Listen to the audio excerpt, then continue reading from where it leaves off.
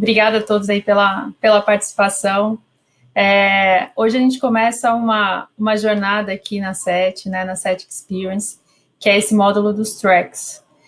Eu queria convidar todos vocês para acompanhar a gente. Serão 15 sessões até o final do ano, dos mais diversos temas que a gente vem selecionando com muito carinho, que são temas que aproximem, né, ao momento atual, possa trazer um pouquinho, né, esclarecer algumas questões que estão aí, eu falo que existem várias palavras novas, várias coisas novas acontecendo, e que a ideia do Tracks é a gente conseguir aproximar um pouquinho, deixar isso um pouco mais palpável, com exemplos, chegando um pouquinho mais no como a gente faz, né? A SET Experience tem um leque aí de um cardápio muito grande, né? De coisas novas, de discussões, e aqui no Tracks acho que é esse momento para a gente se encontrar e conversar com as pessoas, né, e ouvir um pouco as pessoas que estão ali fazendo as coisas acontecerem, né. Então, nesse primeiro momento aqui, esse primeiro dia, a gente vai falar sobre um assunto que acho que está muito vivo para todo mundo e que, assim, tem mais perguntas do que respostas para alguns, para outras pessoas isso já é o dia a dia. Então, a gente queria dar uma equalizada aí no conhecimento, né, falar sobre cloud. A gente vai fazer isso nas duas primeiras sessões, vai ser essa e a próxima, que eu já queria convidar vocês, que é no dia 9 de junho, onde a gente vai explorar um pouquinho mais sobre isso também. E hoje, a nossa proposta aqui é trazer algumas pessoas que têm isso no dia a dia, que está no sangue delas, para tentar traduzir um pouco, né, tudo que a gente escuta falar em coisas reais, que a gente consiga materializar e a partir daí evoluir na nossa discussão, né? Então, a ideia do dia de hoje, a gente vai começar primeiro com o César. O César trabalha na Globo e ele vive isso, né? Isso está no dia a dia dele. Ele vai trazer um pouco dos conceitos de como as coisas funcionam e vai trazer alguns casos reais mesmo. Vai contar um pouquinho de como que a gente conseguiu aplicar, né, todas as vantagens da cloud no case aqui, que acabou de acontecer, que está muito fresco na mente de todo mundo, que é do Big Brother. E depois vai entrar o Rodrigo, que trabalha na Google, né, na Google Cloud, e vai trazer um pouco mais esses conceitos pelo lado do provedor, né? Vai trazer o que ela está pensando, como que a Google está enxergando esse cenário de mídia e trazer várias questões interessantes. E por final vai entrar o Schultz, que o Schultz ele vai tentar mostrar para a gente aqui como é que o que a gente precisa levar em consideração na hora de fazer uma migração, porque a tecnologia, pela tecnologia, entendo que a gente vai evoluir, que a gente vai entender, que a gente vai conseguir colocar em prática.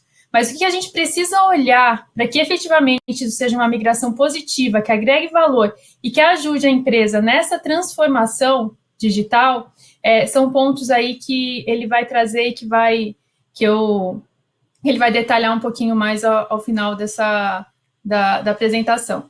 E no final eu queria que vocês já fossem mandando perguntas, né? Podem mandar perguntas aí pelo próprio site, a gente vai selecionando e no final a gente vai abrir um momento para discussão. Então, para começar, eu queria chamar o César Rodrigues. Ele é formado e tem mestrado em Ciências da Computação pela Universidade Federal de Minas. Ele é gerente sênior de Tecnologia da Informação. Ele tem mais de 25 anos de experiência no Brasil e no exterior em projetos de infraestruturas, engenharia de software e negócio. Ele está atuando desde 2017 na Globo, no desenvolvimento de soluções, sustentação e operação de infraestrutura relacionada com serviços essenciais e de cloud. E tem o foco atual na implementação das práticas que aumentam a geração de valor para o negócio, nessa parte de infraestrutura, né? Aceleração da digital. Ele está muito imerso nessa transformação digital que a Globo está fazendo. Então, queria convidar aí o César para fazer a apresentação dele. Obrigado, Carol. Obrigado a todos, é um prazer aqui estar nessa apresentação e poder compartilhar um pouco do que a gente tem vivido ali na Globo em relação a essa questão de nuvem, porque efetivamente é um tema muito importante, porque é parte desse imenso caminho que a gente tem dos processos de transformação digital, que é o que grande parte das empresas hoje já identificaram como importante, né? A gente já tem essa visão como um todo, como diretriz, ou mesmo como busca em relação às principais empresas que a gente tem no mercado. Você pode pegar o Gartner, etc. Todos mostram esse tipo de caminho. E é isso que eu quero falar hoje, né? como a nuvem, né, ou eu vou chamar aqui durante toda a apresentação de cloud, né, qual que é o papel dela nesse processo de transformação digital, né. Então, primeiro, só para a gente falar rapidamente, né, o que é transformação digital? Então, por mais que às vezes a gente queira a transformação digital, às vezes a gente não consiga falar o que é. Então, se a gente pudesse resumir, pegando duas referências aqui de mercado, é esse processo que a gente tem de explorar as tecnologias digitais, as frentes digitais, as novas e tecnologias de vanguarda que a gente pode fazer, olhar para o nosso negócio, juntar com o que a gente pode fazer e transformar a forma como a gente entrega, a forma como a gente pode ser melhor e trazer valor para o negócio. Então, Gartner, McKinsey, eles apontam como esse é um ponto base. Mas, quando a gente fala, a gente tem vários, de transformação digital, a gente tem vários pontos que a gente quer entregar para o nosso negócio. A gente está falando o tempo todo de escala. São os negócios que efetivamente a gente começa pequeno e eles crescem. Com certeza tem a ver com modelos de custo, que às vezes o próprio modelo de custo ele traz uma vantagem competitiva. A gente fala que o negócio agora, na transformação, ele não só está mais competindo com a empresa do lado próximo, mas com o mundo. E a gente precisa ser adaptável o tempo todo em cima das mudanças do negócio, já que a gente nunca sabe de antemão, ou como era antes da transformação digital, eu consigo planejar para daqui a 5, 10 anos. A velocidade é muito grande e é isso que eu preciso entregar dentro de um processo de inovação, que é isso que vai trazer valor. Então, na medida que a gente pega a tecnologia, pega o negócio, consegue transformar isso de uma maneira única, é que a gente consegue efetivamente obter essa transformação digital, né?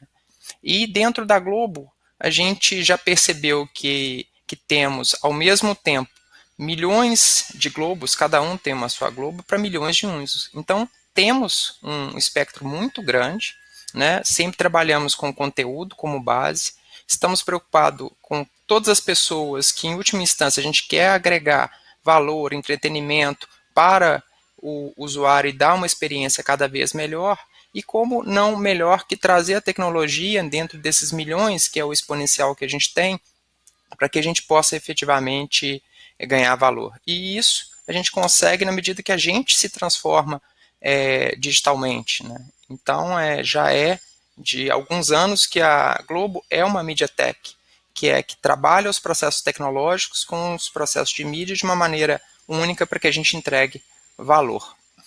E em cima desse cenário, né, eu trouxe o caso do Big Brother, que é onde a gente pode ver um pouco dessa interação entre o valor que a gente quer entregar como mídia, que a gente quer entregar como tech, e dessa importância de transformação digital.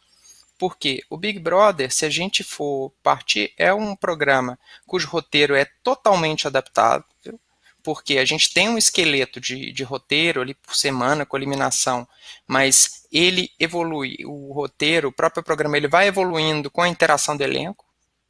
Então não é à toa que depois de um determinado ponto do programa, que você achava que o programa já tinha acabado, muda totalmente. Então ele vai evoluindo.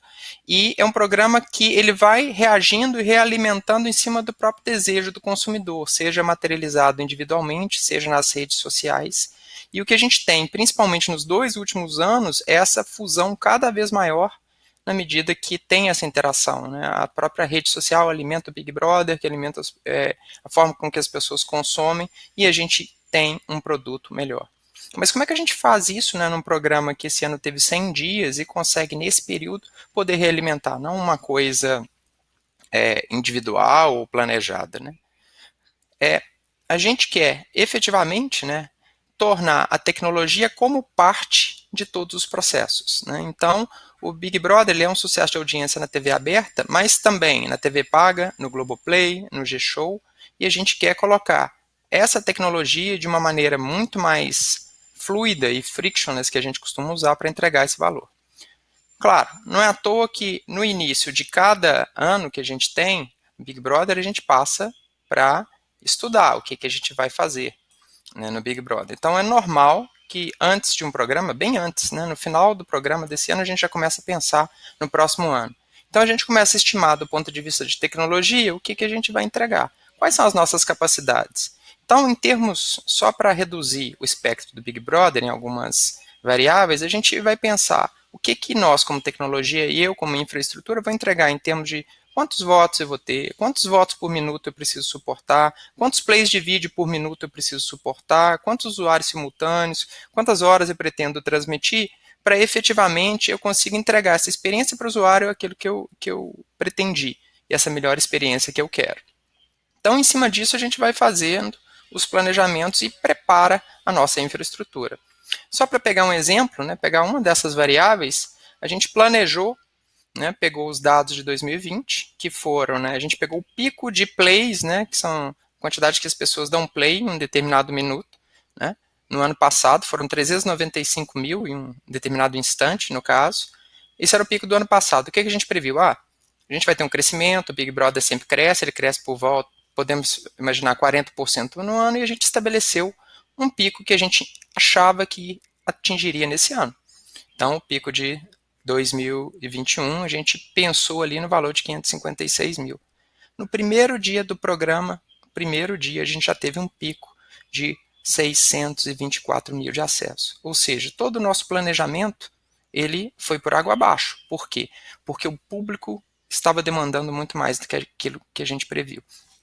E aí começa esse ponto que a tecnologia tem que interagir com o negócio para que a gente possa dar uma resposta rápida para esse processo. Então, 58% a mais do que o ano passado já quebrou no primeiro dia de programa.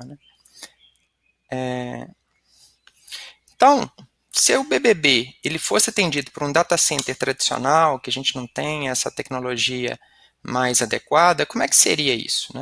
Os recursos de infra eles seriam estabelecidos com base nessa estimativa. Então, teria sido feito com base nesse valor de requests, e em determinado momento que a gente teria que diversos produtos estariam ocupando o que eles teriam previstos, e o Big Brother ali de azul, ali no canto inferior direito, ele estaria super ocupado. Então, eu teria falta em alguns lugares e desperdício em relação aos outros, e não conseguiria responder isso rapidamente. Então, qualquer mobilidade que eu tivesse, ela seria lenta para pegar servidor de um lado, passar para o outro, isso não está previsto, etc. Ou mesmo se eu pensasse uma aquisição, eu poderia levar um tempo muito longo para fazer isso. Então, no programa de 100 dias, se eu fosse considerar 30 dias e ir rapidamente para ter servidores novos, eu já estaria com um terço do programa sendo comprometido isso já no primeiro dia. E aí que a gente entra na questão de cloud, ou de nuvem.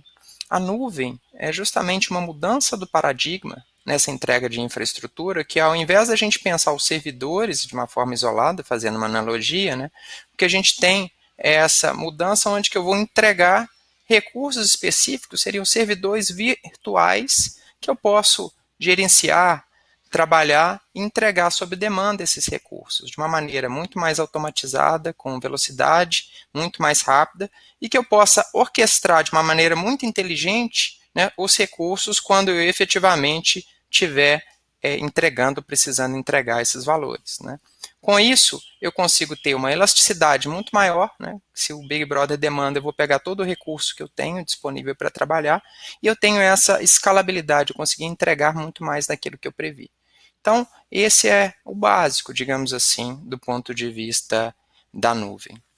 E aí, voltando para os big numbers aqui do BBB 21, que foi o big dos bigs, mesmo muito além, como eu disse, da preparação, a gente teve como votos quase 3,6 milhões de votos em um determinado minuto, isso quase 2 vezes o básico, e outras variáveis que, se a gente for olhar, pico de requests por minuto dentro da nossa plataforma de Global ID, que identifica as pessoas, ou os requests simultâneos, a gente vai ver que por volta de 3 vezes mais. A gente está falando realmente de algo que a gente chama de exponencial, que é efetivamente algo que está transformando digitalmente. E para a gente trabalhar com isso, com certeza a gente tem que já trazer os aspectos de nuvem para esse trabalho.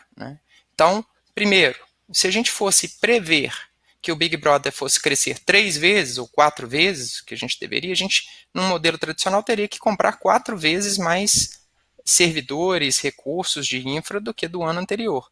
Sendo que, como vocês podem ver nesse gráfico, grande parte do tempo eles ficam atendendo a uma quantidade muito menor. Então, do ponto de vista da cloud, outro ponto relevante do que a gente tem é que a cobrança é feita por uso. Então, eu consigo trabalhar com modelos de cobrança que vão estar associados com essa elasticidade que eu tenho, ou seja, que eu possa crescer e que eu possa reduzir, e que eu possa garantir que em determinado momento eu possa escalar num volume virtualmente infinito, ou numa quantidade de recursos muito grande, claro, né, numa velocidade não é instantaneamente, mas que eu possa crescer em cima disso. Então, é o primeiro ponto diferente que eu tenho, que eu não preciso mais prever pelo pico, ou não preciso estar mais meu negócio, ele pode se adaptar melhor àquilo que a gente tem. E por outro lado, tudo que eu posso também começar com novos produtos, eu posso trabalhar com baixo investimento. Então eu quero estabelecer um novo produto, né, de um aplicativo de vendas, de shopping, etc., junto ao Big Brother, eu posso começar barato em cima só do que aquilo que eu uso. E não efetivamente começar com uma grande capacidade e depois não ter como trabalhar isso. Então, tudo isso faz com que eu tenha um modelo de negócio diferente e acabe por sendo não uma limitação de infra, mas uma decisão até do negócio que eu tenho para que eu possa crescer ou não a minha infraestrutura. Então, eu dou agilidade para o negócio e uma resposta, mais uma vez, né, no período de um programa, ou mesmo no período de uma semana de uma votação, aquilo que eu possa me preparar ou não para poder trabalhar em cima do Big Brother. Então, esse é outro ponto. Um terceiro ponto, que também é muito importante do ponto de vista de cloud, é que pelo fato de eu não ter mais um data center fixo que está numa posição geográfica, eu basicamente já tenho acesso natural ao mundo, né? Então as próprias clouds, elas têm um mecanismo de distribuição eficientes para o mundo todo, e minha aplicação ela não precisa estar mais vinculada a um espaço geográfico próprio de uma maneira eficiente. Por mais que a internet já faça isso, se eu tenho grandes volumes, imagina a quantidade que eu tenho de comunicação com o Globoplay, etc., eu preciso estar preparado de uma maneira diferente. A cloud permite isso. A cloud trabalha com isso, seja por mecanismos públicos de cloud, como a conectividade do Google, como é o primeiro mapa mundi, ou até mesmo porque a própria Globo faz em cima de uma CDN própria, que ela trabalha com um processo de distribuição muito mais eficiente em vários pontos, à medida que ela entrega e consegue trabalhar produtos de uma maneira muito mais exponencial, mais uma vez. E outro ponto, né, que eu já mencionei, mas é importante da gente trabalhar, é que a própria entrega de valor para o negócio é um modelo que está muito associado com a flexibilidade que a cloud pretende. Por quê? A gente vê nos negócios, e eu dei alguns exemplos aqui durante o Big Brother, que dentro do próprio programa, a própria Globo ela precisa responder às mudanças que o nosso cliente, quem vê, quem enxerga, quem está assistindo, que a gente quer colocar uma experiência seja melhor. Então, ele está muito adequado, e muitas vezes a gente vê as metodologias que a gente vê como ágeis, que são aquelas que são interativas, incrementais e vão criando os produtos, desde um MVP até entregar todo o valor para o negócio. Então, eu entrego o valor mais cedo para o negócio, eu consigo prototipar, e mesmo para os negócios e produtos existentes, eu consigo ser muito mais adaptável para isso.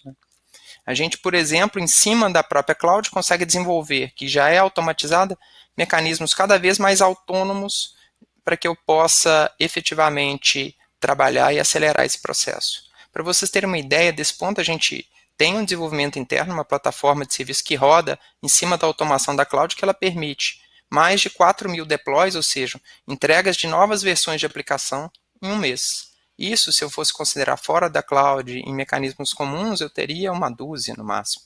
Então, realmente é o exponencial que a gente permite fazer.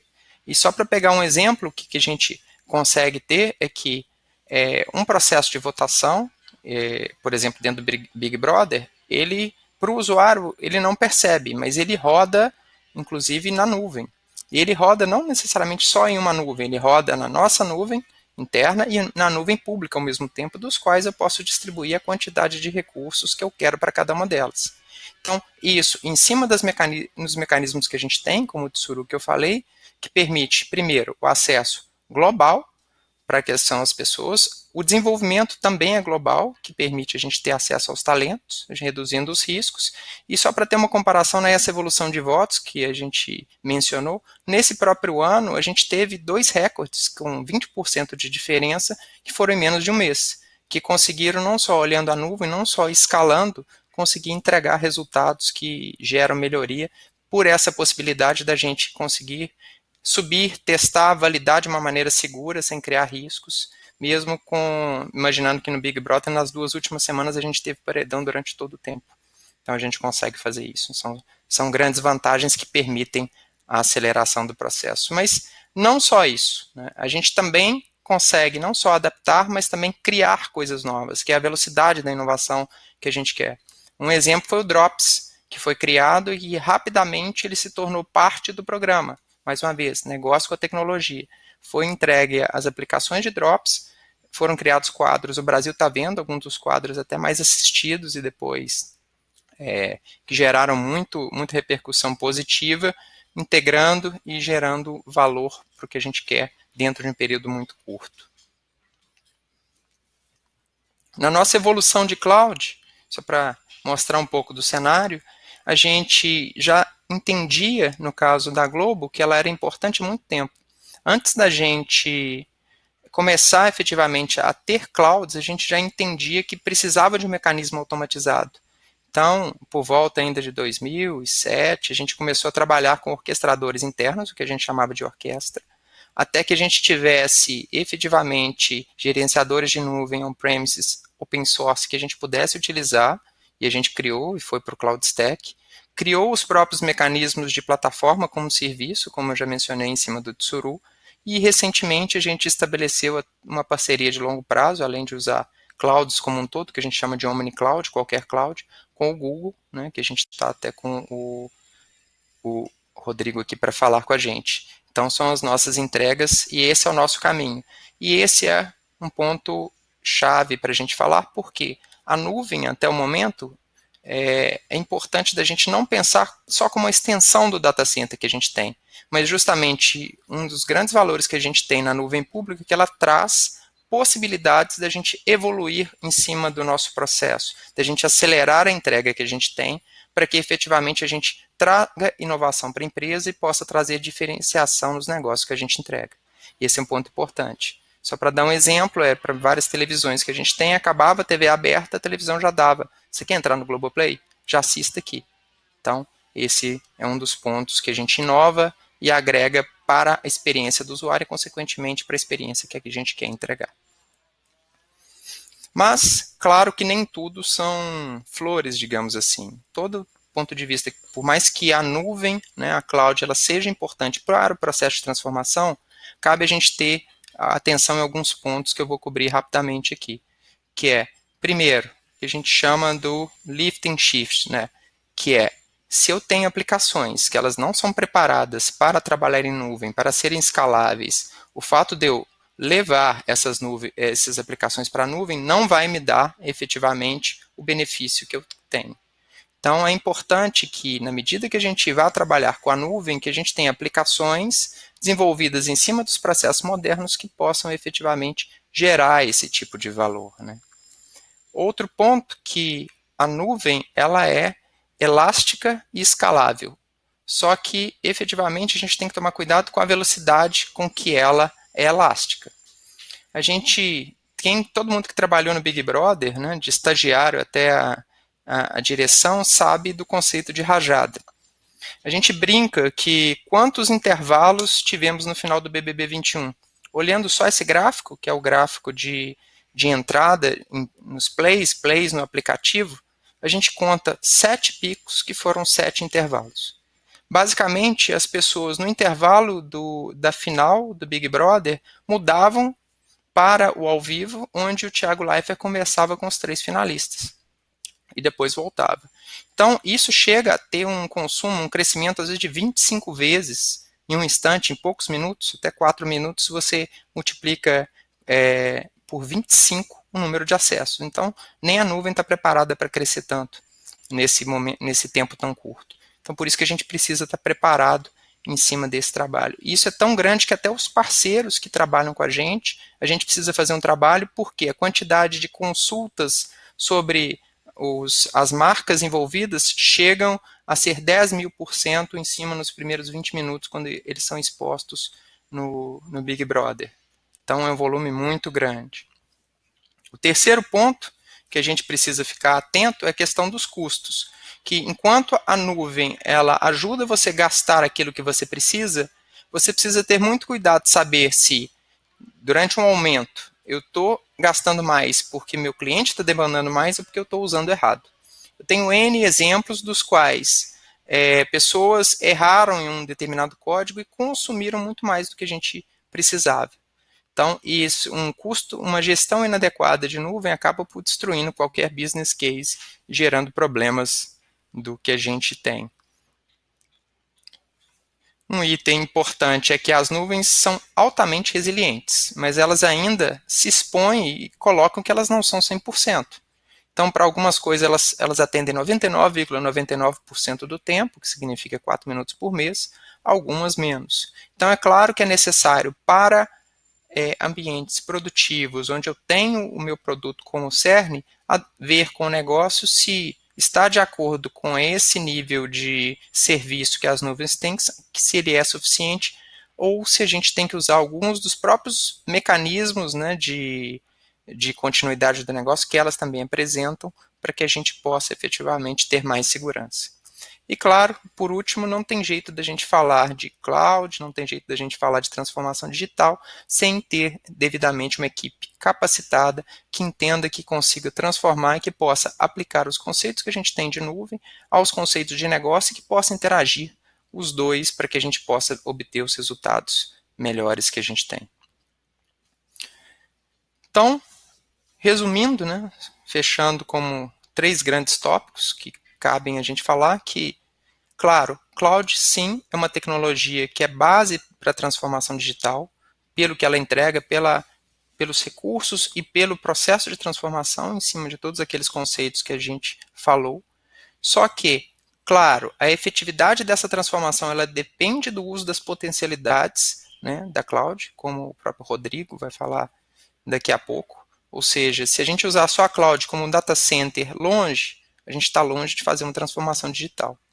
E que esse uso inadequado da cloud, ele pode gerar dificuldades tanto técnicas quanto custos mais altos do que os atuais. Então, por isso, é importante que a gente faça um business case sólido para que a gente possa entender esse processo, né? E o Chus, inclusive, vai falar como convidado sobre o nosso business case daqui a pouco.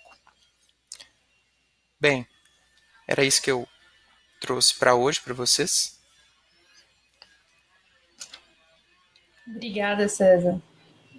Então, assim, acho que esse panorama ele foi muito importante para a gente entender um pouco desses conceitos e do desafio que a gente tem, né, quando a gente fala para a cloud, porque é o que você trouxe, né?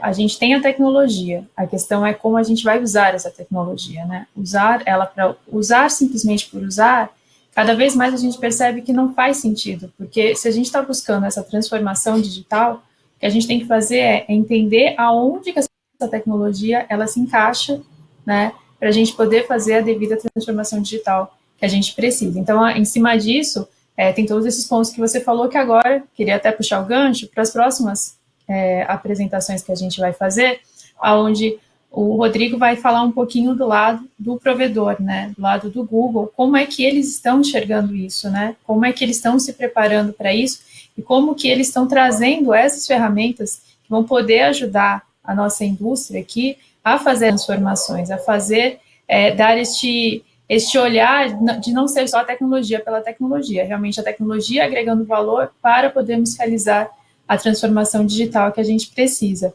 E aí, aproveitando para dar o gancho, né, para quem estiver aí assistindo, ficar até o final, que no final o Chus, ele vem para trazer também, complementar esses pontos aí que o César trouxe, da questão do dinheiro, porque existe um ponto que o César falou aí, que é muito importante, de que, assim, se a gente não fizer um sólido estudo de como é que a gente vai suportar essa decisão de migração para a nuvem, pode ser um tiro no pé, porque a gente pode começar a construir alguma coisa e perceber que a gente perdeu totalmente o controle, né? Os nossos custos e todas as nossas... tudo que a gente buscava de eficiência, a gente pode perceber que a gente teve lá na frente um problema de gestão. A gente precisa ter uma governança muito forte sobre isso. Então, eu queria chamar agora o Rodrigo para continuar, né, nessa discussão junto com a gente. O Rodrigo atua hoje como Customer Engineer na Google e ele é responsável por ajudar clientes a atingir os objetivos usando a tecnologia do Google Cloud. Anteriormente, ele já atuou como desenvolvedor e arquiteto de software na Microsoft, na IBM, e além de ter sido CTO de 2 startups nativas em cloud, que foi cofundada por ele. Então, assim, ele está dentro desse universo já há algum tempo e vai poder contribuir muito com a gente para esse melhor entendimento da tecnologia e como a gente pode usar a tecnologia realmente para ajudar nessa transformação. Obrigada, Rodrigo.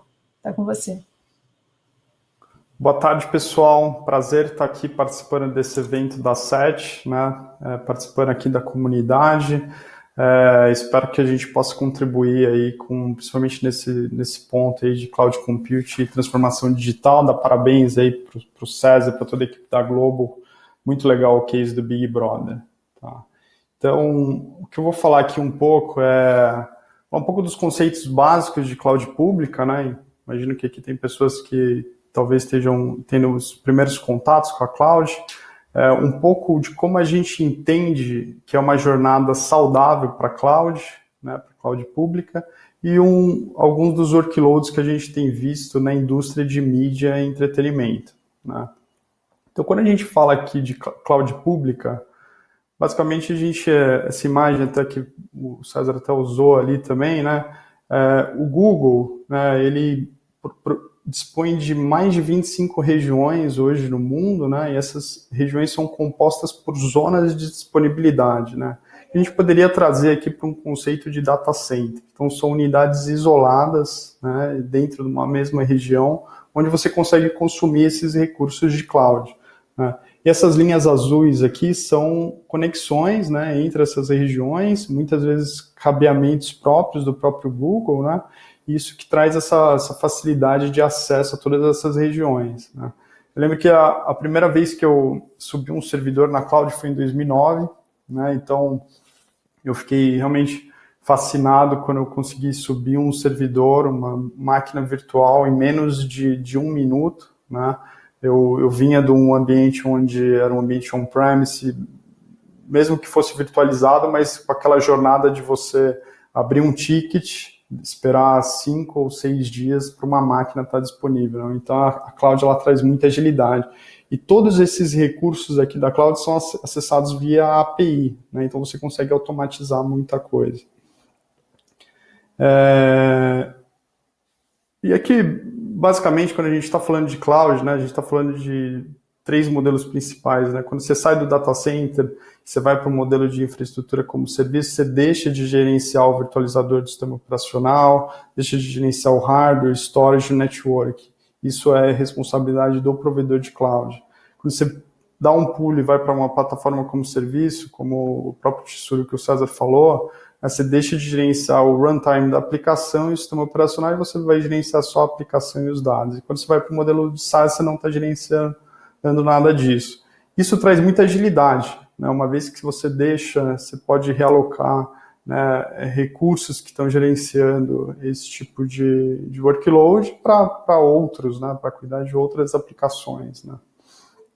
E quando a gente pensa, né, nos serviços do Google, né, queria dar um highlight aqui nos principais serviços, né? Então você tem desde serviço de compute, uma máquina virtual, a serviços que a gente chama de serverless, onde você consegue fazer a implantação de uma função e ela escala sem você precisar se preocupar com o servidor, né? Tem também o Kubernetes, que é um orquestrador de containers criado pelo Google, né? É um projeto open source, e ele traz embutido nele, né, capacidades de autocura. Então, se uma aplicação cai, ele automaticamente sobe essa aplicação, ele escala, faz scale out e scale in, então se você tem mais workloads, ele traz mais servidores, e se diminui o workload, ele reduz esses servidores, então traz essa elasticidade da cloud.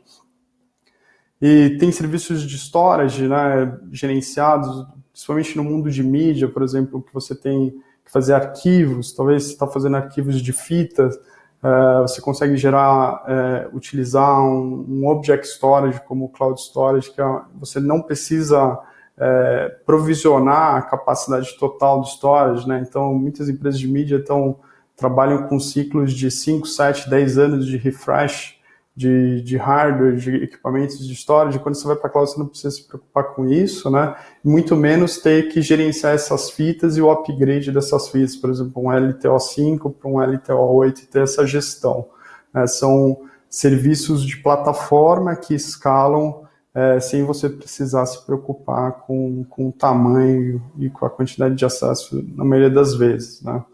E a cloud também traz serviços de banco de dados gerenciado, né? Tanto aplicações NoSQL, aplicações relacionais, bancos de dados relacionais, né, isso tudo de forma gerenciada. E além disso, serviços de rede, né, quando você está indo para a cloud, a gente está falando de Software Defined Networks, então você consegue definir redes, regras de firewall, tudo via software. Tem load balancers que são globais, o Google tem um. Então, até para fazer disaster recovery em outras regiões, se uma região inteira cai, você consegue redirecionar o tráfego para outra região.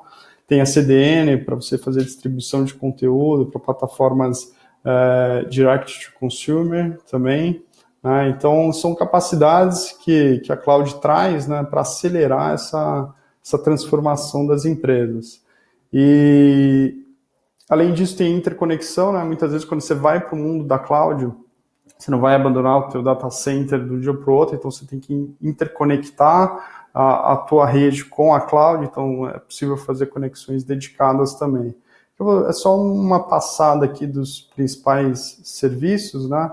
Tem a parte de Management Tools também, para fazer operação, login, diagnóstico de erros. E quando você já está indo para um modelo de Big Data, né, então você consegue aí trazer dados de diversos canais, seja de plataforma OTT, de portais, para um grande lago de dados e consumir esse dado de forma analítica, né, por exemplo, com o BigQuery, ou até utilizando inteligência artificial, e já tem alguns serviços prontos também, como o Vision API, onde você consegue reconhecer logo, marcas, objetos em vídeos e imagens, speech to text, você consegue transformar a voz em texto, texto em voz, consegue traduzir também texto com a Translation API. Então, são todos serviços que conseguem agregar, né, para você criar novos produtos, novos modelos de negócio e até novos revenue streams, né? Então, novos modelos de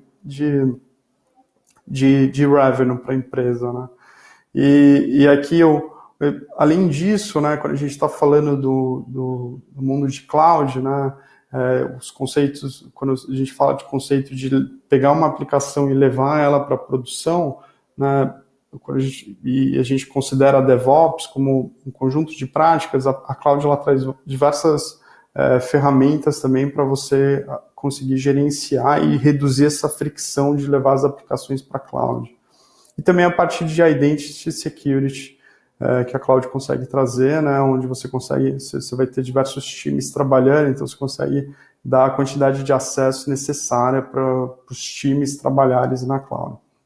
Aí aqui agora eu vou passar um pouco qual que é a nossa visão, né, uma jornada para a cloud, né? Então, muitas vezes as empresas, quando estão indo para a cloud, elas estão pensando ou numa abordagem tática, estratégica ou transformacional. E o que eu acho que o grande foco aqui da conversa é o transformacional, né? E se a gente pega uma abordagem tática, basicamente é só reduzir o custo de TI e minimizar a disrupção da TI, né? A estratégica é realmente crescer o valor com a TI, e a transformacional é realmente transformar a empresa num centro de inovação, né? Então, alguns exemplos aqui. Uma abordagem tática é basicamente você levar as suas aplicações para a cloud, mas se você pega uma aplicação monolítica que não é Cloud Native leva para Cloud, isso não vai trazer a transformação digital, né? Você está levando só uma aplicação e fazendo um rehost na Cloud. Até fazendo um gancho que é o lift and shift que o César falou na apresentação anterior.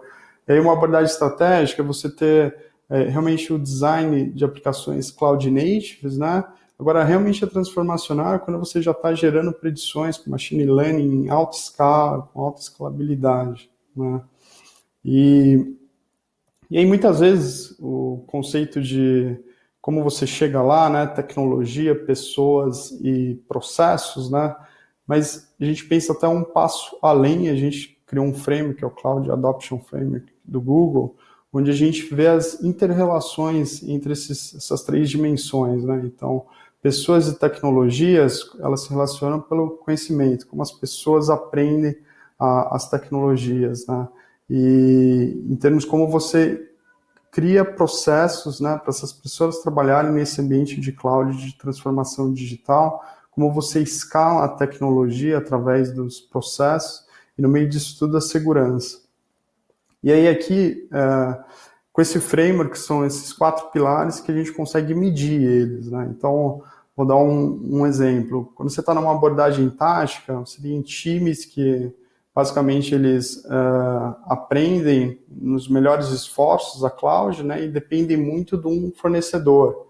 Agora, se você realmente quer ter uma transformação, você precisa internalizar esses times que vão interagir com a cloud e usar fornecedores apenas para aumentar uma escala, mas não como core da cultura, né, da empresa em cloud. Então é uma cultura aí você tem que realmente mudar a cultura da empresa, né, internalizar isso, onde ela vai ter um aprendizado contínuo aí do ambiente de cloud.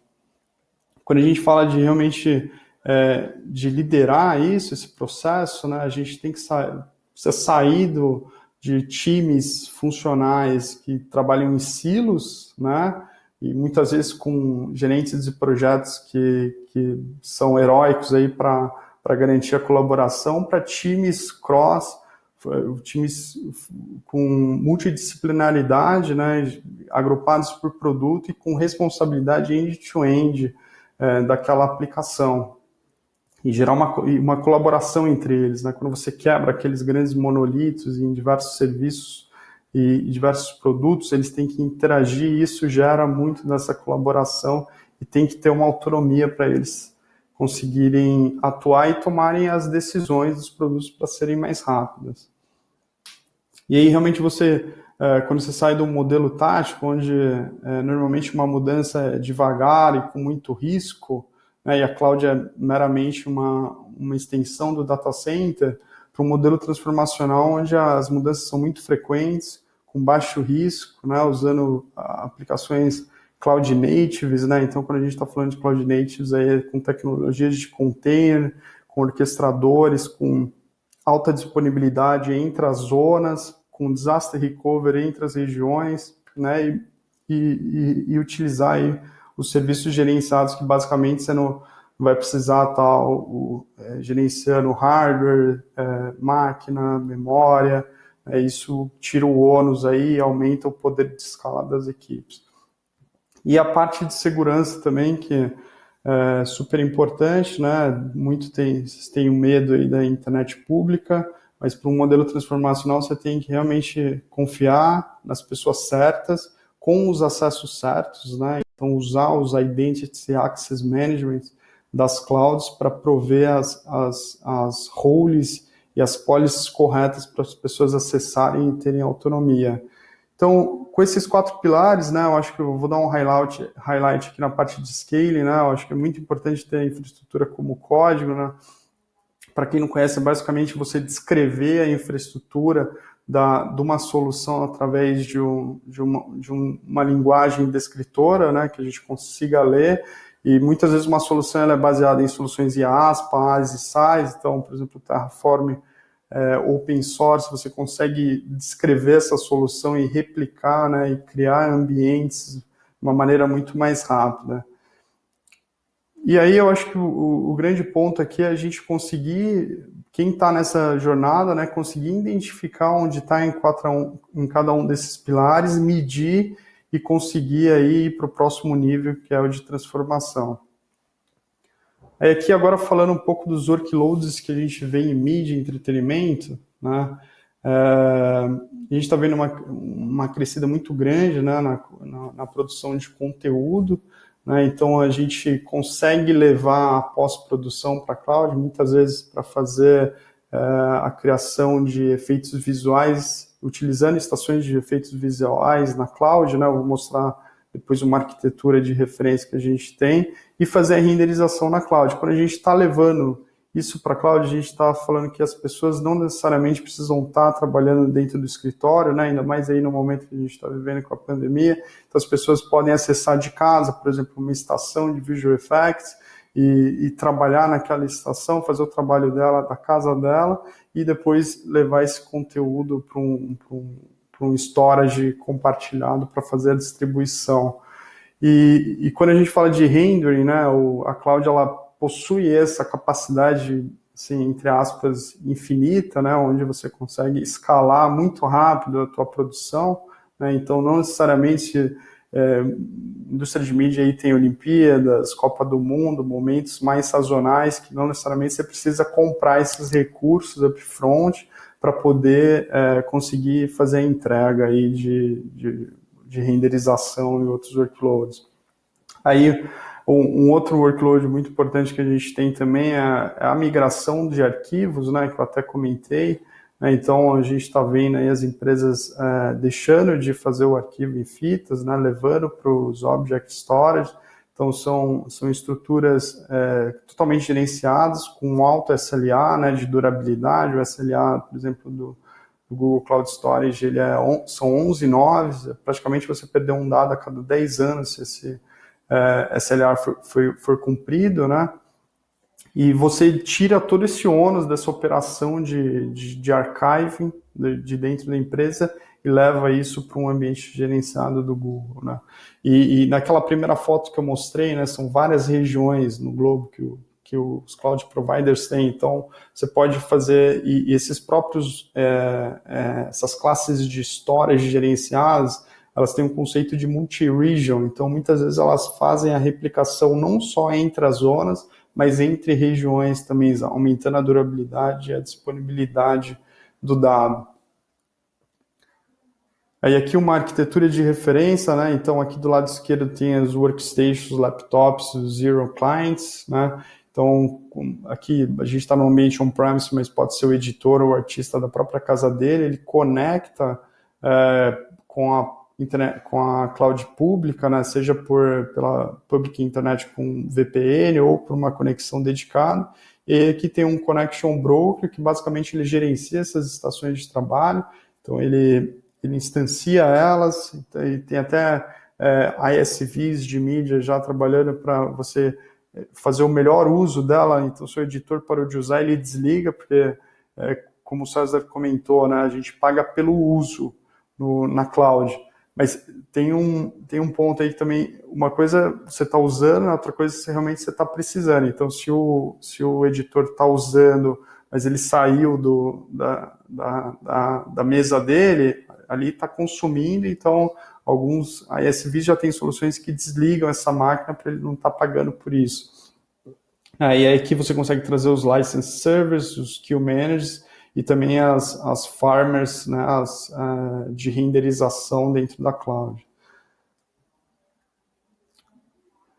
Aí aqui outro workload que a gente está vendo é a personalização de conteúdo, né, que passa aí por utilizar APIs de AI do próprio Google para você conseguir, aí eu vou mostrar mais para frente ali um pouco do que a gente tem com o BigQuery, né?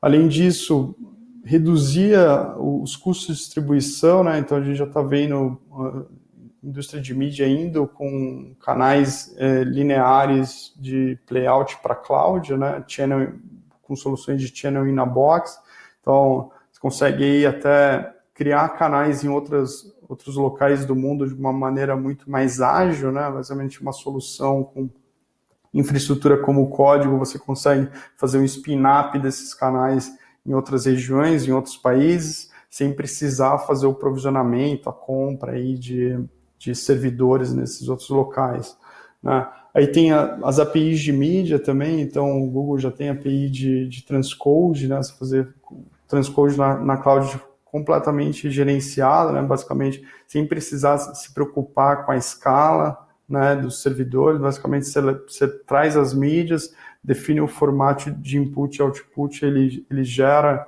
isso de forma automatizada, né, e até a eficiência aí do gerenciamento de conteúdo, né, eu vou falar um pouco. A gente tem visto com as APIs de AI do próprio Google, né, a gente consegue reconhecer, né, informações nos vídeos, como pessoas, jogadores de futebol, bola, estádio, marcas, e ao invés de talvez fazer essa logagem de forma humana, no Media Asset Management, fazer isso de forma automatizada com as APIs de AI e retroalimentar o MAN, para o MAN conseguir depois indexar e você conseguir buscar esses vídeos com uma riqueza de informação maior, né? E aí, por último, o que eu quis trazer aqui é realmente você ter um conhecimento maior e um relacionamento maior com a audiência, né? Então, a modernização de Data Warehousing e trazer isso numa escala muito maior, e também fazer a parte de analytics com o Looker, que é uma própria solução do Google, mas pode ser outra de cloud providers também, e aumentar até a satisfação aí dos subscribers com o Contact Center AI. Então a gente consegue trazer as nossas APIs de speech to text, text to speech para o Contact Center e gerar analytics e utilizar AI para melhorar a experiência das pessoas.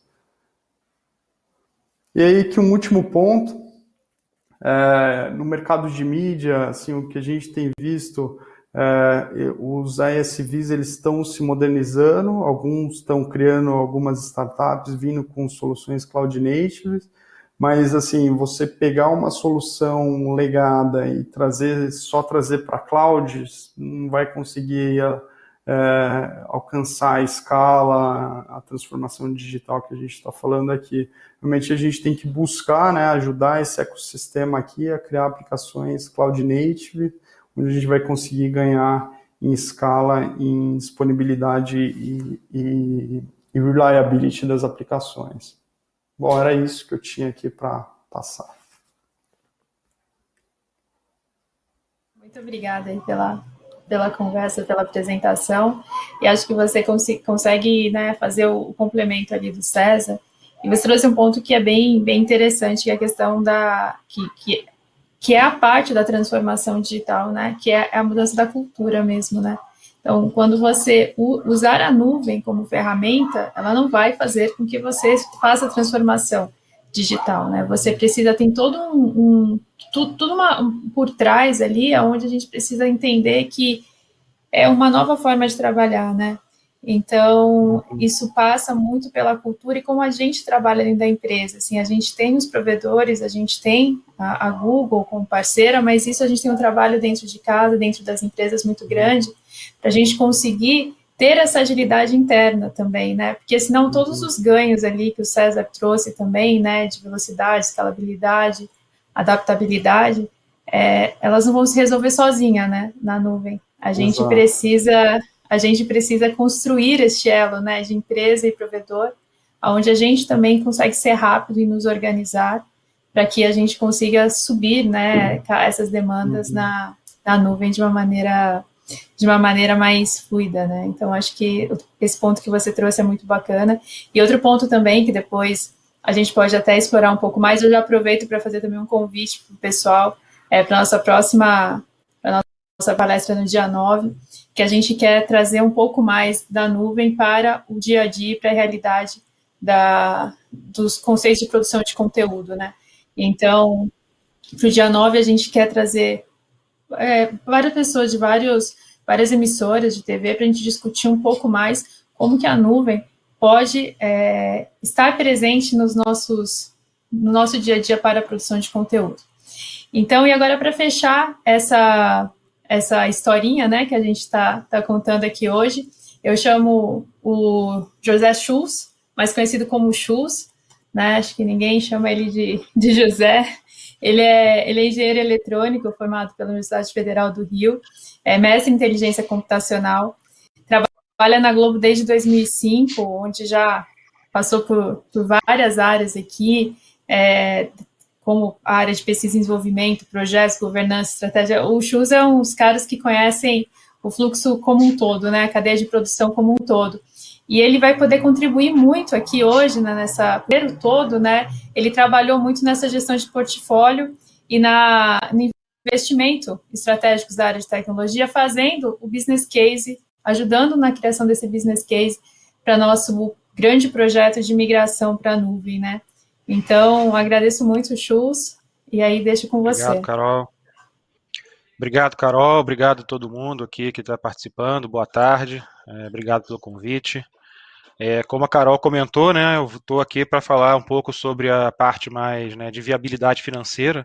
Como ela falou lá no início da nossa conversa, eu vou tentar explicar a forma pela qual a gente conseguiu efetivamente criar um modelo que fizesse sentido essa transformação e esse movimento para a nuvem, e é isso que eu vou tentar conversar com vocês aqui, tá? Como é que foi construído, como é que foi concebido esse momento mais de viabilidade financeira. Bom, o grande ponto que a gente sempre trouxe, que a gente sempre conversou entre a gente, é assim, como é que a gente consegue realmente viabilizar esse processo de jornada para a nuvem? Como é que a gente consegue, né, construir um embasamento financeiro que faça sentido para que a gente consiga ter tranquilidade para trazer todos os nossos workloads e fazer esse movimento para a nuvem dentro de um pace que a gente acredita ser adequado para esse tipo de abordagem, tá? Então, no fundo, aqui, esse slide aqui tem algumas citações que além que além do objetivo de deixar o slide um pouquinho mais, né, entre aspas, inteligente, ele também tem um objetivo claro aqui de dizer o seguinte, cara, nuvem não é algo muito novo, é algo que está sendo discutido já há um tempo. Muita gente já está envolvida nisso, muitas empresas já estão nessa jornada já tem um tempo, não é algo, por mais que a gente esteja começando a fazer um processo de migração mais estruturada nesse momento, não é um tema que aconteceu agora em 2020, é um tema que já está sendo discutido há um bom tempo. E no fundo, o ponto aqui assim, não é para a viabilidade financeira não é uma questão de se faz sentido financeiramente ir para a nuvem, mas é muito mais assim, cara, a gente vai para a nuvem, é importante a gente ir para a nuvem, a gente tem que fazer esse movimento anyway, estrategicamente para a empresa, é importante para a gente fazer isso. Então, assim, financeiramente eu preciso minimamente me embasar para me dar tranquilidade para fazer esse processo. Então, deixa de ser uma questão de, cara, vou ou não vou, financeiramente faz sentido ou não faz sentido? Eu vou. Então, assim, é importante que eu tenha uma base financeira muito bem construída, muito bem sólida, para me dar tranquilidade para fazer esse movimento. Então, é isso que a gente se propôs a construir quando fizemos aqui toda a concepção do business case, né, que hoje suporta essa movimentação em particular que a gente está falando, mas como um todo, né, a gente está assim, é inexorável o caminho é esse, a gente tem que cada vez mais, né, nos adaptar e nos provocar a fazer esse movimento. Então, tendo esse ponto de partida, como é que a gente pensou, né, a fazer esse movimento, né? Como é que a gente construiu o modelo para que a gente conseguisse efetivamente, né, ter todos os subterfúgios necessários para validar e apoiar essa condução. Então, no fundo, esse modelo ele é composto, assim, a grosso modo, né, digamos assim, embasado em três grandes pilares. Né? Um pilar mais pragmático, que é o custo mesmo, ou seja, qual é o custo que eu tenho hoje, qual é o custo que eu vou ter no futuro. E dois outros pilares, digamos assim, mais intangíveis, onde a gente tem aqui um pilar onde a gente fala qual é a de agilidade, ou seja, a nuvem, obviamente, ela te dá muito mais agilidade e, consequentemente, time to market, ou seja, a facilidade de você conseguir construir e acelerar algum tipo de desenvolvimento que você tem. E o outro que é buscar novas oportunidades, ou seja, coisas que talvez não fizessem sentido, não é que não fizesse sentido, mas que fossem mais difíceis de serem construídas no modelo mais tradicional, um preço mais muito custoso, muito trabalhoso. Na nuvem, isso fica mais, né, ganha um contexto mais eficaz, mais simples, e que você consegue transformar determinados temas que antes eram complexos em algo mais simples, entre aspas, de ser conquistado. Só que assim, como eu falei, só que se a gente quer embasar um business case que sirva realmente de base, que dê tranquilidade para que as pessoas, a gente consiga fazer isso, os dois pilares que eu falei por último, time to market e novas oportunidades, são mais intangíveis, então é mais difícil da gente realmente, num primeiro momento, tangibilizar isso em orçamento financeiro. Os custos não, eles são mais pragmáticos, né? Ou seja, a gente tem ali um movimento muito simples que é, bom, se eu estou saindo de um processo que eu faço on-premises e estou indo no primeiro processo para a nuvem, qual é a diferença, né, de custos que eu teria nessa abordagem? Então, dando uma enfatizada nessa parte de custos, né, efetivamente, eu vou trazer aqui o que foi, como é que a gente construiu, né, passinho a passinho, esse modelo, né, porque a gente usou para efetivamente, né, embasar o nosso processo. Começando aqui pela parte, digamos assim, dos custos mais básicos, custos que a gente tem hoje, né, do on-premise versus a cloud, ou seja, o custo que eu tenho hoje em todos os serviços que eu faço hoje localmente, qual seria o custo desses mesmos serviços, né, adaptados, em alguns casos, para a nuvem. A conta simples e óbvia é, poxa, o meu custo atual tem que ser maior que o meu custo futuro. Eu preciso encontrar a equação que me faça fazer com que meu custo futuro realmente reduza ao fazer esse movimento. E isso é muito simples e muito fácil até, e está muito bem montado para workloads assim, mais, entre aspas, digitais. A parte mais de infraestrutura digital, a parte ali mais de serviços e aplicações que já tem ali algum tipo de adaptação para o modelo de nuvem. Esse modelo, essa transferência para a nuvem, como o César e o próprio Rodrigo comentaram em algum momento das suas apresentações, ela é muito bem-vinda, porque você deixa de ter um processo onde você compra pelo máximo e passa a usar pelo que você realmente precisa. Então, naturalmente, você vai ter uma redução de custos para esses casos. Então, esses dois casos aqui são muito tranquilos. Assim, basicamente, a gente conseguir ver o como era e o como ficará, normalmente vão fazer sentido o movimento que a gente está propondo. E além do mais, só um ponto que eu acho que é importante, assim, os custos de nuvem, talvez assim, apesar de existe talvez um pensamento de que os custos na nuvem são sempre menores, são sempre né, muito mais baixos do que o nosso. Isso é verdade, porém essa briga de redução de custos de certa forma já meio que deu uma amortizada. Hoje os grandes fornecedores de cloud, o custo médio ali do serviço similar entre eles, eles estão muito parecidos. Então, no fundo, assim, o movimento deixa de ser talvez uma briga ali entre cloud providers e fica realmente uma questão onde eu, como provedor de serviço, como cliente, né, que é o consumidor de serviços, na verdade, onde eu me sinto mais confortável, onde faz mais sentido eu ter o meu serviço quando for migrado. Bom, tudo isso que eu falei é verdade, porém tem um ponto em particular aqui que faz parte da nossa jornada que é um pouco diferente, que é o que a gente chama de Media Supply Chain. O que é o Media Supply Chain? É a parte mais broadcast nossa aqui, mais tradicional, daí falando aqui das nossas empresas mais de radiodifusão, de televisão. Esse mundo broadcast, ele não é tão assim maduro nos nossos em cloud providers que hoje existe. Então ele tem ali, é um serviço que está sendo desenvolvido, que está sendo ganhando maturidade, ganhando tração, mas no momento eles hoje não têm a fartura de possibilidades que os serviços mais uma vez, mais digitais têm. Então assim, para o Media Supply Chain, essa transferência entre o mundo on-premise para o mundo de nuvem, no mundo cloud, ele tem as suas armadilhas, se eu posso pôr assim. A grosso modo, o custo do serviço que a gente contrata hoje on-premise versus o custo do serviço que eu vou contratar na nuvem, muitas vezes o custo da nuvem ainda é mais superior ao on-premise.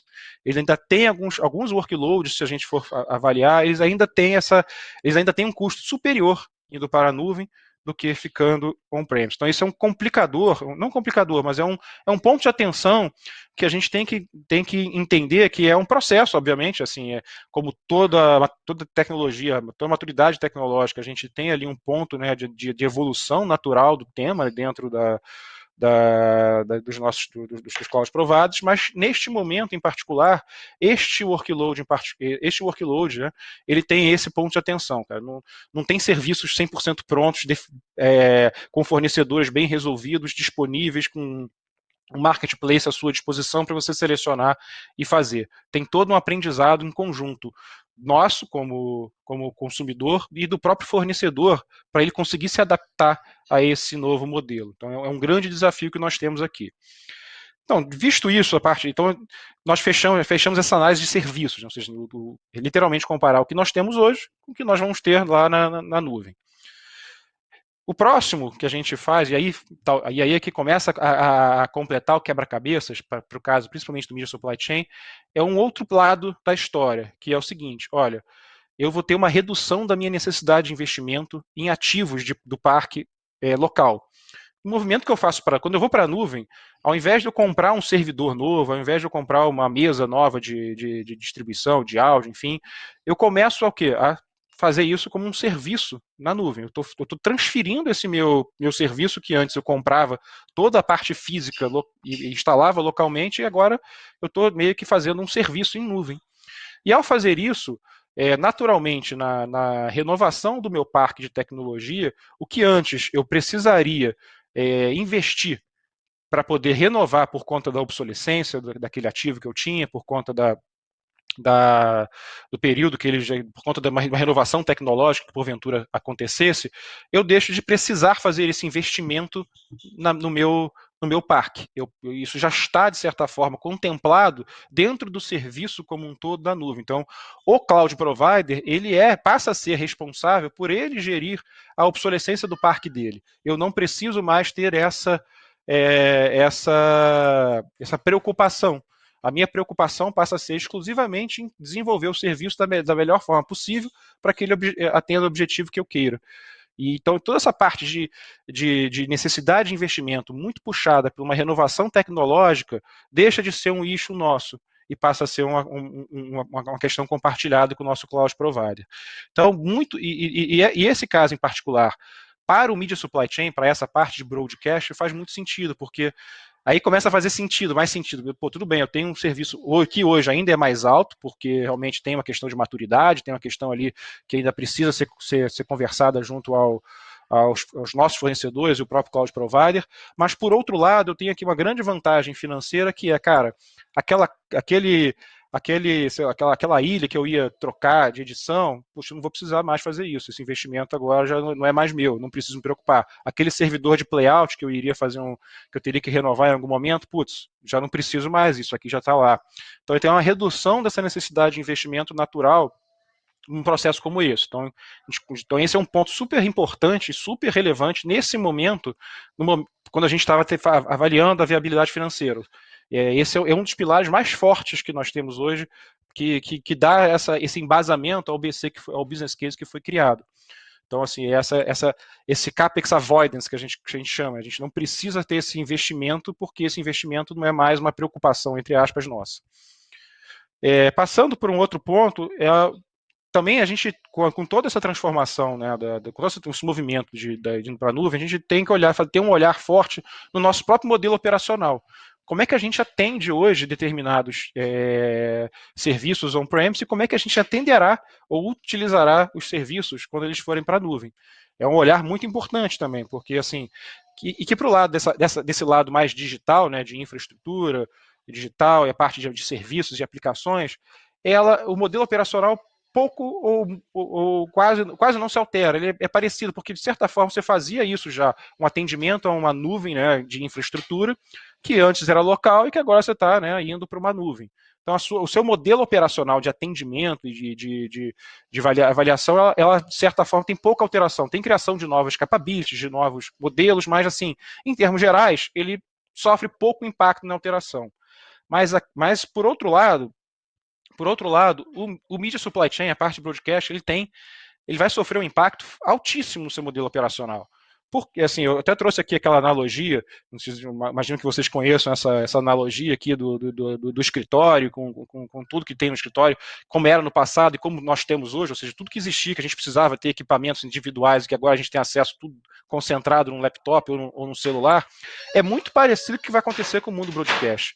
O modelo operacional do mundo broadcast vai ser muito impactado nesse sentido, que antes era um controle, um estúdio, um playout, até mesmo transmissão por satélite, a gente vai, de certa forma, consolidar isso tudo na nuvem. Vai ser um lugar único onde a gente vai ter tudo. E então, assim, é uma revisão do modelo operacional fortíssimo. Tipo assim, cara, antes eu precisava tripular uma equipe, tinha que fazer tal integração, tinha que me preocupar com algum tipo de liberação de sinal, e agora isso tudo está meio que consolidado num único local. Isso mexe muito na operação, se transforma o modelo operacional. E toda transformação, né, traz grandes oportunidades, traz grandes, né, chances de captura de benefícios que para a gente conseguir montar esse nosso business case. Então aqui também é uma parte muito importante que para o mundo broadcast tem um impacto fortíssimo e que a gente tem que olhar com bastante calma e entender o que significa essa transformação, essa mudança do modelo operacional e que benefícios a gente consegue extrair delas para a gente poder embasar ainda mais esse movimento que a gente está propondo. E por fim, dos custos aqui que são importantes, que embasam hoje o nosso business case, tem as próprias instalações físicas, né? Porque no momento em que a gente está transferindo todos esses serviços para a nuvem, aquelas centrais técnicas, data centers que nós tínhamos, deixam de perdem um pouco, né, o sentido, perdem um pouco a razão de serem ou tão grandes como eles são hoje, ou realmente perdem o sentido por completo. Então, assim, a gente com certeza terá redução de custos se a gente alugar isso em algum outro lugar, em algum parceiro. Custo de colocation, a gente vai transformar esse custo de colocation num custo de nuvem já composto do serviço como um todo, né? A gente não vai precisar mais ter esse custo de colocation. A gente, se o central técnica é própria, a gente tem uma redução óbvia ali de missão crítica, ou seja, a gente não vai ter mais tanto gasto com eletricidade, tanto gasto com ar-condicionado, a gente vai reduzir muito o volume desse tipo de gasto, né? E, em última instância, a gente pode até, inclusive, monetizar determinados locais que vão deixar de ser usados, seja alugando para um terceiro, efetivamente, eu tenho um local aqui todo pronto e disponível para uso, eu não vou usar mais porque eu não estou mais aqui, e posso monetizar isso de um aluguel, ou até mesmo, no último caso, vendendo o ativo, né, para né, absorver, capturar esse benefício também de um ativo que a princípio não teria mais finalidade, e a gente consegue monetizar esse ativo. Então, esses 4 grandes temas aqui foram os grandes temas que a gente se debruçou de forma muito forte para conseguir compor esse business case e embasar. Tendo esse business case bem amarrado, bem embasado, da forma mais pragmática possível, a gente ganha tranquilidade, né? Ou seja, a gente tem essa questão de a gente conseguiu fechar essa melhor forma de viabilização do business case, a gente ganha tranquilidade para atuar nos outros 2 pilares que eu comentei no início, que são pilares mais intangíveis, né? Que com certeza, assim, a gente tem certeza que esses 2 benefícios são reais, eles vão acontecer, mas que a gente, assim, é muito difícil de você tangibilizar no business case num primeiro momento onde você está trabalhando a viabilidade financeira. Uma vez fechado esse custo pragmático te dá esse embasamento para que você consiga seguir, fica muito mais fácil você agora sim olhar esses 2 pilares com mais calma, num sentido não mais de cara, eu preciso ver qual é o valor que eu vou conseguir capturar, qual é o benefício que eu vou capturar para compor meu business case, mas muito mais assim, cara, como é que eu posso explorar melhor isso? E aí sim, avaliar que benefícios adicionais eu vou ter ao ter tanto uma agilidade maior para lançar produtos, como outras oportunidades que eu não tenho mapeado hoje, que eu vou naturalmente falar.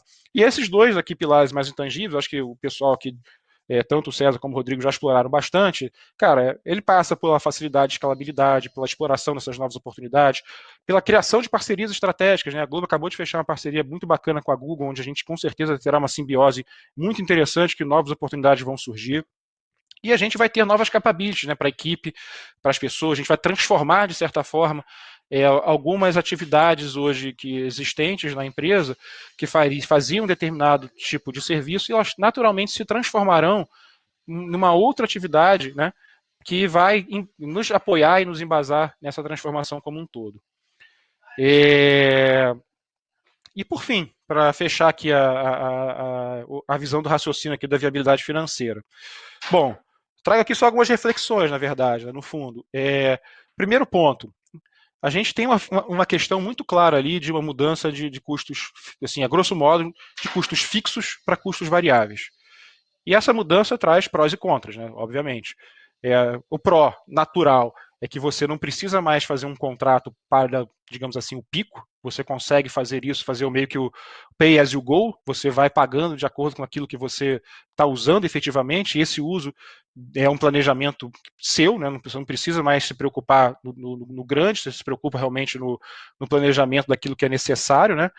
Mas qual é o contra? É o que o César comentou na sua apresentação. Se não houver uma governança e uma gestão muito clara desse processo como um todo, você tem um perigo, né, uma possibilidade de você gastar muito mais do que você planejou, justamente pelos pontos positivos da nuvem, né, de você, da facilidade, da agilidade, da simplicidade, efetivamente, de você conseguir construir os seus workloads e fazer os seus serviços na nuvem. Então, essa facilidade tem essa faceta também de ser um pouco perigosa, se não bem gerida. Então, essa parte da mudança dos custos para a nuvem é super importante.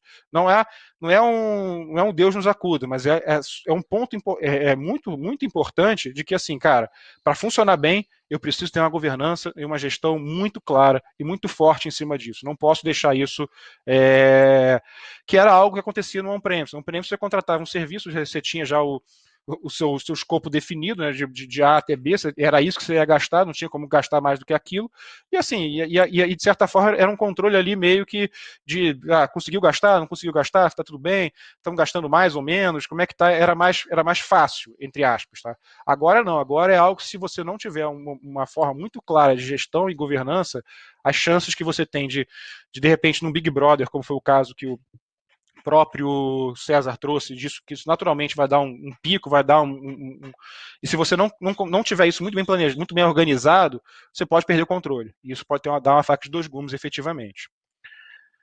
Um outro ponto é que a gente, assim, na hora de você fazer um planejamento orçamentário, o fato de você ser variável te traz uma nova dinâmica. Você não dá para você simplesmente fechar um modelo simples, né, e aprovar. Você tem que repensar a forma como você faz o seu planejamento orçamentário para conseguir comportar aquilo que está na nuvem.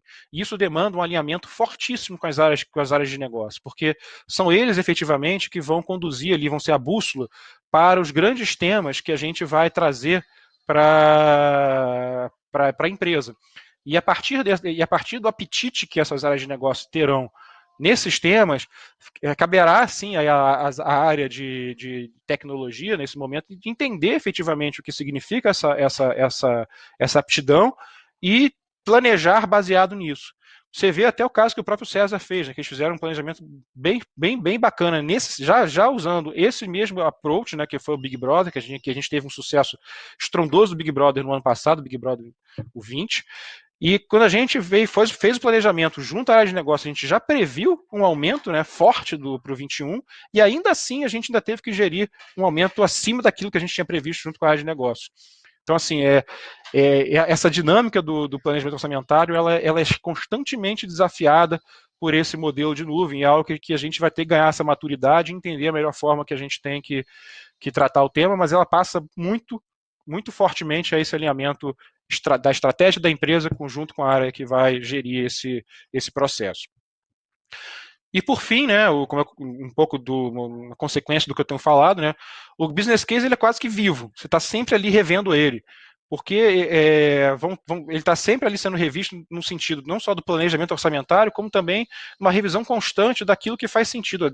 No momento a gente fez movimentos que faziam sentido ir para a nuvem, ou seja, eu acho legal, acho importante o playout ir para a nuvem, acho importante o fluxo de acervo ir para a nuvem, isso faz sentido financeiramente, faz sentido no modelo operacional, bacana. Mas tem outros temas que porventura ficaram fora num primeiro momento, seja por questão de maturidade tecnológica do tema, seja por questão de braço mesmo, de repente não tinha capacidade de fazer todos os movimentos no mesmo tempo, que vão vir para a mesa em algum momento e a gente vai ter que estudar, vão ter que avaliar e vão ter que conduzir isso dentro do business case.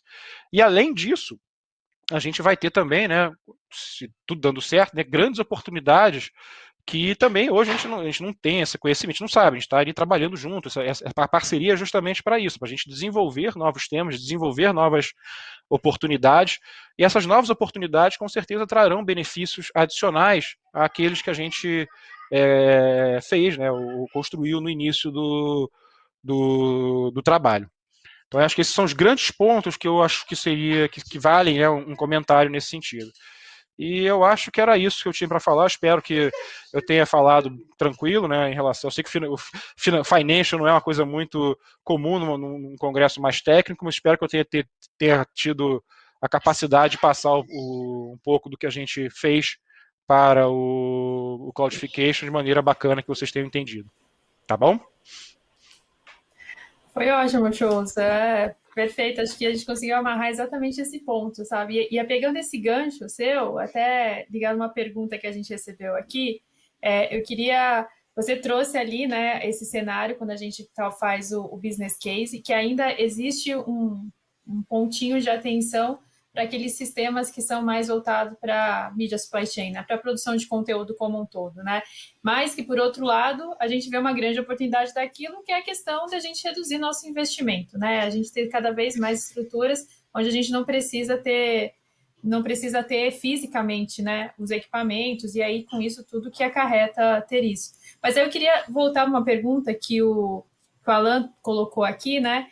Olhando tecnicamente, né? E aí o Rodrigo e o César, se eles pudessem falar um pouco mais, ainda tem uma questão de maturidade por conta de custos, né, envolvido na nuvem para essas soluções, mas como que vocês veem essa evolução da maturidade para os serviços típicos de broadcast, né? Então, um playout, uma produção de conteúdo, como que vocês veem essa evolução nos últimos anos e uma perspectiva daqui para frente? Pode começar, quem Rodrigo. quiser começar aí, fica à Bom, vontade. posso começar então. O que eu tenho visto, assim, tem grandes provedores de solução, por exemplo, de playout, que estão tentando adaptar as soluções existentes, mas são grandes monolitos, legados, que estão tentando levar isso para a cloud, e às vezes faz 5 anos que estão tentando criar uma solução na cloud, mas muitas vezes essa solução ela é uma solução que não é cloud native, né? Então ela não usa bem os recursos da cloud. Quando você usa containers, por exemplo, você aumenta a densidade de aplicações por hardware. Né? Então essas soluções ainda estão lá legadas, são virtual machines, basicamente o lift and shift para cloud. Mas ao mesmo tempo a gente tem visto startups, né, vindo para esse mundo, criando soluções channel in a box, que são soluções cloud natives, né? Então, até pessoas que já vieram dessas grandes empresas de playout estão criando as suas próprias startups e trazendo soluções cloud native. Então, eu imagino que vai ser um mix, né?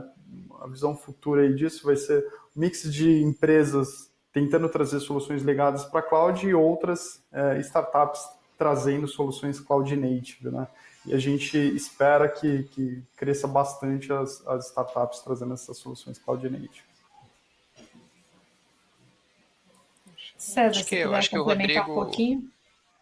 Acho que o Rodrigo efetivamente falou, né, o básico, que é, na medida que a gente vem tendo também uma demanda cada vez maior, a gente acaba por favorecer tanto o surgimento dessas startups, né, que se aproveitam, né, do Cloud Native, etc., para poder trabalhar nesse mecanismo, e esse movimento de transformação. Acho que isso combina com essa visão econômica também e da geração de demanda que a gente efetivamente tem em cima desses players, na medida que a gente entende que todo esse tipo de solução ela não precisa estar mais definida num data center específico, mas ela pode estar na nuvem, até mesmo para facilitar, por exemplo, produções. Vamos pegar o exemplo das Olimpíadas, que vai ser lá no Japão, né, que a gente pode eventualmente pegar dessa flexibilidade geográfica da nuvem para poder gerar resultados aí de uma maneira muito mais efetiva. E tem uma outra pergunta aqui, aí, Rodrigo, é um pouco do que você falou na sua apresentação, que o Marcelo perguntou aqui, né? Como que fica a segurança na nuvem, né? E os cenários de ataques para ameaças mais sofisticadas, né? Acho que esse é quando a gente fala de uma migração para a nuvem, é o que é a primeira coisa que as pessoas pensam, né? Pô, e agora? Como é que eu vou ficar mais frágil? Ou na sua visão, não, seria o contrário? Para mim é o contrário, né? O Google, a gente até tem uma abordagem de trusting off, né? Então a gente não confia em nada. Então sai um pouco daquele modelo tradicional de ter um perímetro, né? Uma rede privada, onde ali você protege, faz uma fortaleza para ninguém entrar, para um modelo realmente que é distribuído na cloud pública, né? Então muitas vezes, quando você está indo para a cloud pública, você está usando os próprios recursos criados pelo cloud provider, por exemplo, para absorver um ataque de DOS. Né? Então, e isso na escala global da cloud, da própria cloud. Né? Então, você imagina, eu passei ali 25 regiões do mundo, o Google consegue ali em pontos de entrada, de presença nesses edge points, né, controlar esses ataques de DDoS, né, e redirecionar o fluxo para outros pontos. Então você tem uma escala muito grande. Né? E aí só tem, complementando, Fala aí, desculpa, perdão, que claro que todos esses pontos é importante que a gente tenha as boas práticas de segurança desde a entrada, né? Então um dos pontos que a gente trabalha, né, criando justamente uma fundação em cima do OmniCloud que regras criteriosas de segurança são estabelecidas desde o início, então elas são aplicadas em quaisquer uma das nuvens, né? Então, mais uma vez, na questão de transformação, não adianta não conseguir aproveitar dos benefícios de uma nuvem pública se a gente coloca uma aplicação que seja aberta para o mundo com senhas, mecanismos fracos, etc. Né? Então, é só para garantir essa importância aí. E para aproveitar nosso tempo aqui que tá acabando, né? Uma pergunta que eu acho que é bem pertinente, quem tiver alguma dica, se alguém quiser aprender um pouco mais sobre isso, né? O que vocês sugerem? Obviamente, além de acompanhar a gente aqui ao longo dessa jornada no Tracks da Site Experience, o que vocês indicariam de uma fonte legal para aprofundar nesse assunto de cloud?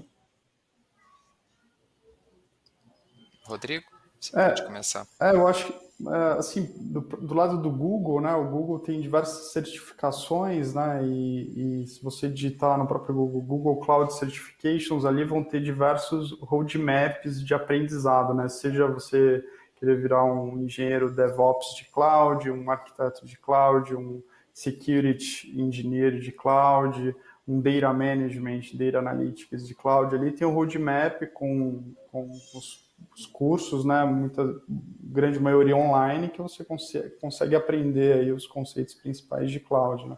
Eu acho que do ponto de vista de mídia, né, realmente acho que os eventos aí, NAB e o IBC em Amsterdã, ali você consegue ver as novidades, né, desse mundo de muito pulverizado, né, de ISVs de mídia trazendo novas soluções para o mercado.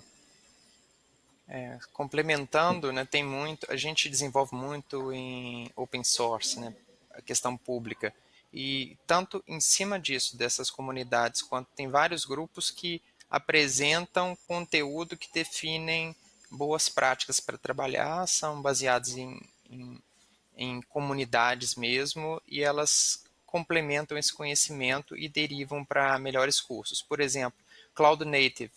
Existe uma organização de Cloud Native Foundation Network, por exemplo, ela é gratuita, que é um conjunto de N projetos, nos quais o Google está presente e outros tantos, que desdobra questões relacionadas com melhores práticas. Por exemplo, tem questões de DevOps também, que tem comunidades abertas para tal, que também derivam outros cursos online, alguns gratuitos, outros de um custo mais acessível. Questão de finanças com nuvem, tem o FinOps, né, tem grupos de FinOps que são trabalhados, né, que justamente pegando essa ideia o que a gente chama internamente de DevFinOps, que é o desenvolvimento do FinOps, da questão financeira, junto com a operação de cloud, que é você não mais entregar o melhor que eu tenho na minha capacidade, mas entregar o melhor que eu tenho em cima de um budget que eu tenho de nuvem para poder trabalhar. Então são vários desses que, se vocês até pesquisarem, né, vou falar no Google aí, aproveitando a presença aí do Rodrigo, vocês vão encontrar essas comunidades aí que vão desdobrar em cima dessas informações. E aí, para a gente finalizar, shows, uma dúvida aqui que também surgiu foi se a gente, para quem está começando agora, né, e que quer começar a fazer uma experiência ali na nuvem, o que você sugeriria no sentido de um business case que você entende que seria assim para quem está começando, o que você daria como dica assim para quem está começando, o que é importante focar nesse momento, né? O que é importante entender para começar esse desenho de migração para a nuvem?